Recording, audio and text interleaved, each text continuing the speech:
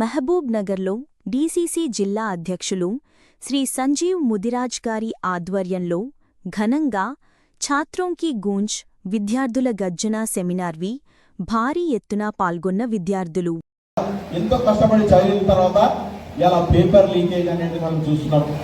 నీట్లో paper leakage అవుతుంది అంటే ఒక విద్యార్థి చదువుకొని ఎంతో కష్టపడి చదువుకుంటాడు. ఒకటి ఒక సిస్టమ్ ఏర్పాటు చేసుకుంటాడు. ఒక చదువుకోవడానికి ఎన్నో క్వశ్చన్స్ ఉంటుంది. ఒక్కొక్కసారి ఒక సబ్జెక్ట్ అన్ని చదివినా కూడా ఒక్కసారి ఎగ్జామ్ పేపర్ లీక్ అయితే ఎంత నిరాశ చెందుతాడు పబ్లిక్ మన స్టూడెంట్ అనేది మీరు ఒక్కసారి ఆలోచన చేయాలి. వారొక్కరే నిరాశ చెందరు. వారి కోసం కష్టపడ్డ టీచర్లు కానివ్వండి, వారి కోసం కష్టపడ్డ పేరెంట్స్ ఎంత కష్టపడుతున్నారు. ఇలా పిల్లల కోసం వాళ్ళ ఆస్తులు అమ్ముకుంటున్నారు, ఎంతో కష్టపడి ఫీజులు కడుతున్నారు. ఇవన్నీ జరిగిన తర్వాత ఇలా పేపర్ లీకేజ్ జరిగితే ఏ విధంగా మనం తట్టుకోగలుగుతాం? మనమంతా గ్రామీణ ప్రాంతాల నుంచి వచ్చిన మహబూబ్ నగర్ జిల్లాలో చాలా మటుకు ఇలా విద్యార్థులు ఇక్కడ ఉన్నారంటే వాళ్ళంతా కూడా గ్రామీణ ప్రాంతాల నుంచి వచ్చిన వారు. కాబట్టి ఏసంటి చిన్న పేపర్ లీకేజ్ వచ్చినా మళ్ళీ మనం అఫోర్డ్ చేయలేము, మళ్ళీ మనం టైం స్పెండ్ చేయలేము. కాబట్టి ఈ పేపర్ లీక్ చేసే ప్రభుత్వాలు ఏవైతేనో ఆఫీసర్లు ఏవైతేనో వాళ్ళని కఠినంగా శిక్షించాలని చెప్పి కూడా మీ అందరి తరఫున మేము కూడా డిమాండ్ చేస్తున్నాం. మీరందరూ కూడా చాలా ప్రసిద్ధమైన ఒక టీవీ వెబ్ సిరీస్ మరి అందరూ కూడా చూసిండొచ్చు, కోటా ఫ్యాక్టరీ అని చెప్పి. చూసిండ్రు ఎవరన్నా? తెలుసా ఎవరికన్నా? కోటా ఫ్యాక్టరీ అనే వెబ్ సిరీస్ వచ్చింది, చూసిండ్రా? చాలా ప్రసిద్ధమైనది. మొత్తం భారతదేశంలో దానికి చాలా పెద్ద రియాక్షన్ ఉంది. కోటా ఫ్యాక్టరీ అనే వెబ్ సిరీస్ లో చాలా విషయాలు ఎవరైతే మనం సమాజం మాట్లాడడానికి భయపడుతుందో ఆ విషయాలన్నీ కూడా ఆ వెబ్ సిరీస్ లో చూపెట్టడం జరిగింది. దానికోసమే ఈ సభా ప్రాంగణానికి కూడా రాజస్థాన్ లో రాహుల్ గాంధీ గారి సభకు కూడా కోటా ఫ్యాక్టరీ ప్రసంగిస్తూ వారి పేరు పెట్టడం జరిగింది, కోటా ఫ్యాక్టరీ అని చెప్పి. ఆ కోటా ఫ్యాక్టరీలో ఇవాళ మనం చూస్తున్నాం ప్రతి ఒక్క దగ్గర విద్యా సంస్థల్లో ప్రతి ఒక్కరిని కూడా ఎటువంటి రాజకీయం లేదు. ఏ పార్టీకి సంబంధించిన రాజకీయాలను దూరం పెట్టి మీకు ఒక పెద్దన్నలాగా మా కాంగ్రెస్ పార్టీలో ఉన్న నాయకులంతా కూడా ఇవాళ ఇక్కడ మీ అందరినీ కలవడానికి, మీతో మేము ఉన్నామని చెప్పడానికి ఇలా విచ్చేసిండ్రు. ఇవాళ ఈ కార్యక్రమం I will work hard. I will never give up. I can achieve my dreams. I am the future of India.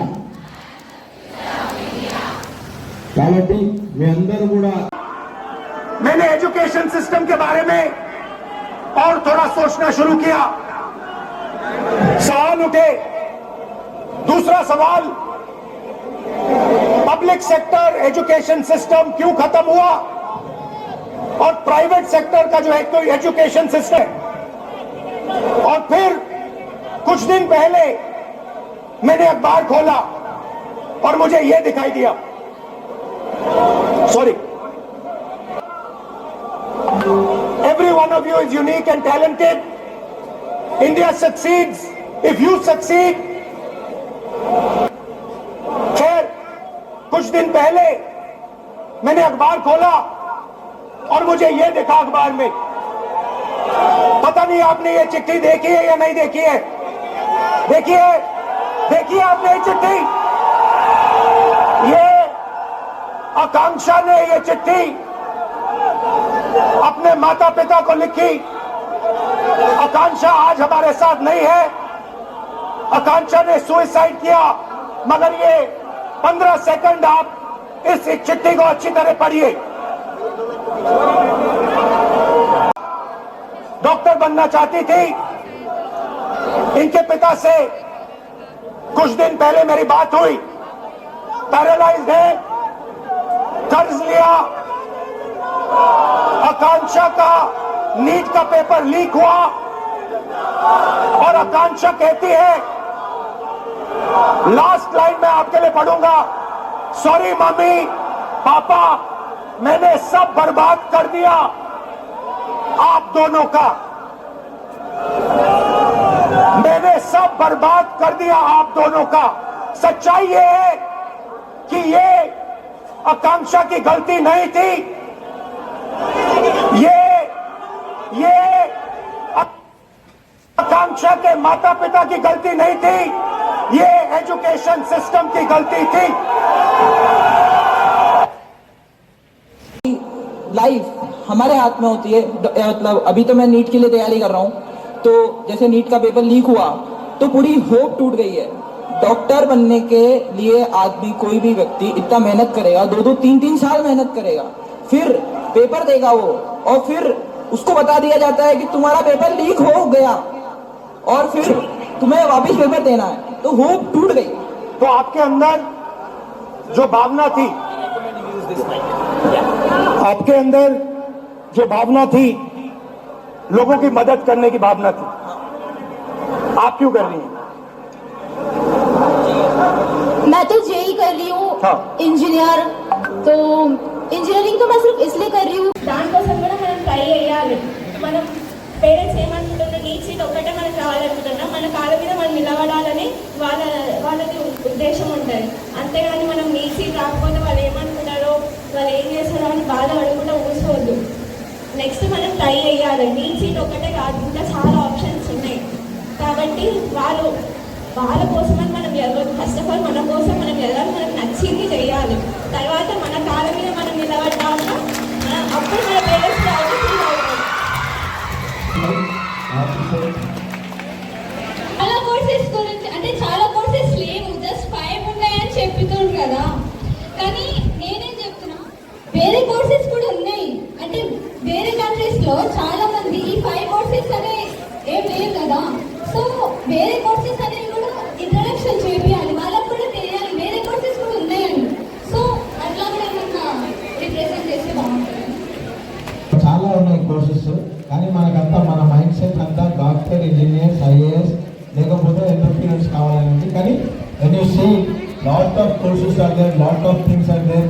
You can become a leader, you can become a photographer, you can become a wildlife photographer, you can become a historian, you can become a lecturer, because everybody, society needs everybody. Teachers, we require everybody. So you have a very good scope of becoming anything. Whatever field you are interested, you can become that. So thank you very much. Sir చెప్తున్నట్టు మనకి society మీద education scam అవుతుంది, paper leak అవుతుంది అంటుంది. కానీ ఆ leak చేయకుండా మళ్ళీ మీరు ఏదైనా సజెషన్ తీసుకుంటే బాగుంటుంది. మళ్ళీ ఈ రిజర్వేషన్ ఎస్టీ బీసీ వాళ్ళకి కాకుండా జస్ట్ అందరికీ ఓసీఆర్ అందరికీ ఈ రిజర్వేషన్ ఉంటే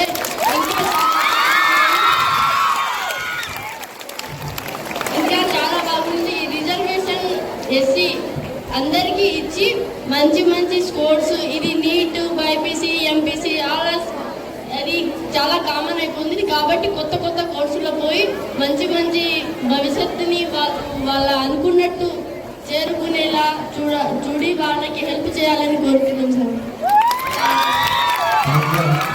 Whatever reservations are there, they are all justified.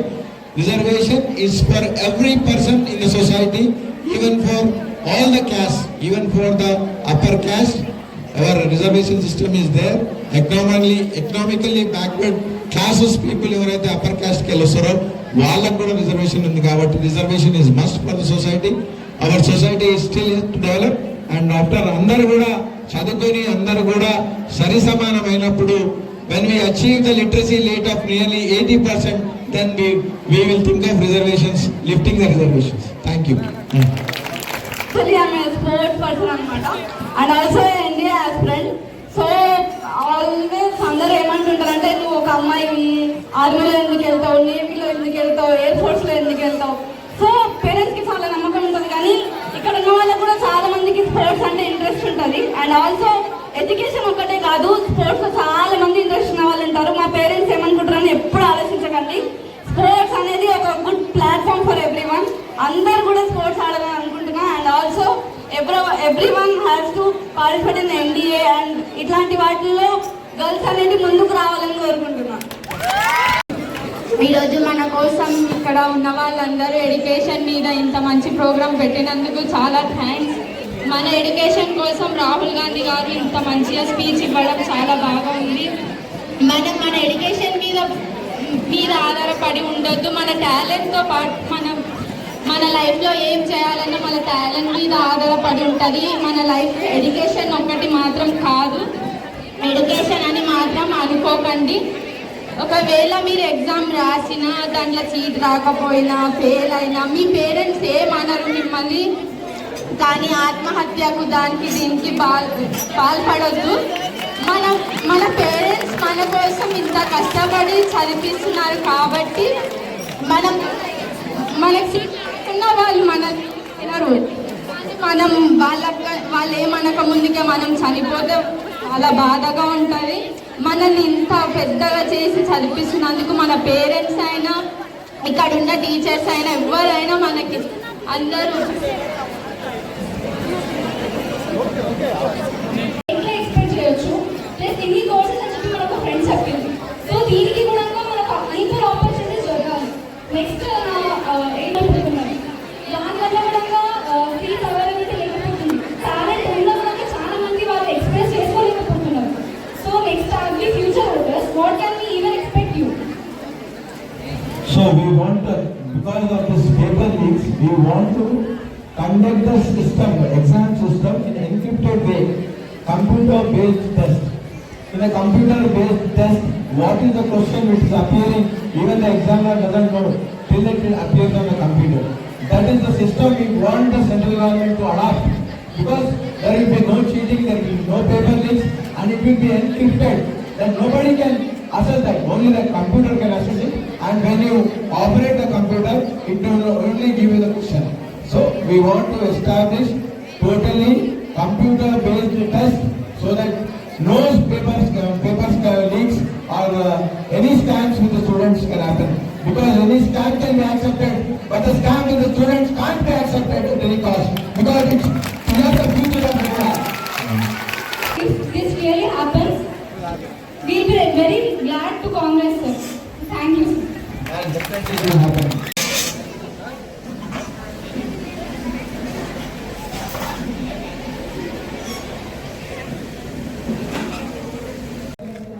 ఇవాళ ప్రెస్ మీట్లో నాతో పాటు Telangana minority finance corporation chairman Mobadullah Kotwal garu, TPCC general secretary Mithun Reddy garu, అదేవిధంగా మన కాంగ్రెస్ పార్టీ జిల్లా ప్రధాన కార్యదర్శి మన ఆఫీస్ అడ్మినిస్ట్రేషన్ ఇన్ఛార్జ్ అన్న చంద్రకుమార్ గౌడ్ గారు, అదేవిధంగా కార్పొరేటర్ ప్రవీణ్ గారు, మార్కెట్ కమిటీ చైర్మన్ వెక్కరి అనితారెడ్డి గారు, 60వ డివిజన్ కార్పొరేటర్ కుమార్ కొత్వాల్ గారు, ప్రధాన కార్యదర్శి కలీం గారు, అదేవిధంగా మా కాంగ్రెస్ నాయకులతో ఇవాళ ఈ ప్రెస్ మీట్ పెట్టడానికి ముఖ్య కారణం ఏంటంటే, రాహుల్ గాంధీ గారు మొన్న రాజస్థాన్లో కోటాలో ఒక కార్యక్రమం తీసుకోవడం జరిగింది.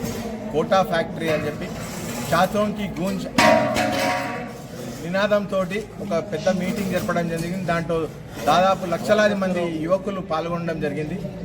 ఆ మీటింగ్ ముఖ్య ఉద్దేశం ఏంటంటే, ఇవాళ ఏదైతే ఎడ్యుకేషన్ సిస్టమ్ ఉందో ఈ ఎడ్యుకేషన్ సిస్టంలో చాలా తప్పులు జరుగుతున్నాయి. ఇది ఒక రిజెక్షన్ సిస్టమ్ అయిన ఎడ్యుకేషన్ సిస్టమ్. ఈ సిస్టాన్ని మార్చాలి అనే ఒక నినాదంతో వారు ముందుకు రావడం జరిగింది. ఇవాళ మనం అందరం కూడా ప్రతి ఒక్కరం చూస్తున్నాం. ఇవాళ ప్రధానంగా ఇవాళ ఈరోజు ఈ దేశంలో కష్టపడుతూ తత్వానికి మనకు గురవుతున్న చాలామంది ఇలా కష్టపడుతున్నారు. ఇవాళ ఎంతో కష్టపడి పేపర్ చదువుకోవడం జరుగుతుంది. నీట్ ఎగ్జామ్కు ప్రిపేర్ అవుతున్నారు.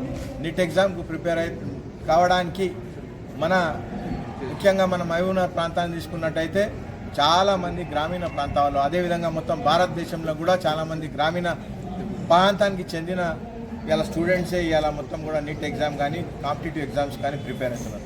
ఈ కాంపిటేటివ్ ఎగ్జామ్స్కు ప్రిపేర్ కావాలంటే మామూలు విషయం కాదు. లక్షలాది రూపాయలు ఇలా వాళ్ళు ప్రిపరేషన్ కోసం స్పెండ్ చేయాల్సి వస్తుంది. ఇలా 10th క్లాస్ నుంచే ఉన్న కాంపిటేటివ్నెస్కు ఇలా 10th తర్వాత ఇంటర్మీడియట్కు తర్వాత అదేవిధంగా ఈ కాంపిటేటివ్ ఎగ్జామ్స్కు ప్రిపేర్ కావడానికి పెడుతున్న ఖర్చులను ఇలా తల్లిదండ్రులు భరించలేక వాళ్ళ ఉన్న పొలాలను అమ్ముకొని కొంతమంది తాకట్టు పెట్టి ఇంట్లో ఉన్న బంగారాన్ని తాకట్టు ఇలా పిల్లల కోసం ఎంతో కష్టపడి ఫీజులు కట్టడం జరుగుతుంది. కట్టినా కూడా ఇంత కష్టపడ్డా కూడా ఫలితం లేకపోతుంది. ఏ విధంగా అయితే లక్షలాది మంది ఇలా పిల్లలు ఎగ్జామ్ రాస్తే దాంట్లో కేవలం చాలా తక్కువ పర్సంటేజ్తో ఇలా మనకు ఇలా యాక్సెప్టెన్స్ ఉంది. చాలామంది పిల్లలు రిజెక్ట్ అవుతున్నారు. ఈ రిజెక్షన్ సిస్టమ్ అనేది ఏదైతే టోటల్గా ఇవాళ ఎడ్యుకేషన్ సిస్టమ్ ఉందో టోటల్గా రిజెక్షన్ సిస్టమ్, ఈ సిస్టమ్ని మార్చాలి అని చెప్పి ఇలా రాహుల్ గాంధీ గారు, మా నాయకుడు రాహుల్ గాంధీ గారు ఇలా ఒక పెద్ద ఎత్తున ఛాత్రోంకి గూంజ్ అని చెప్పి ఇలా కోటాలో ఇలా ఈ కార్యక్రమాన్ని ప్రారంభం చేయడం. ఇలా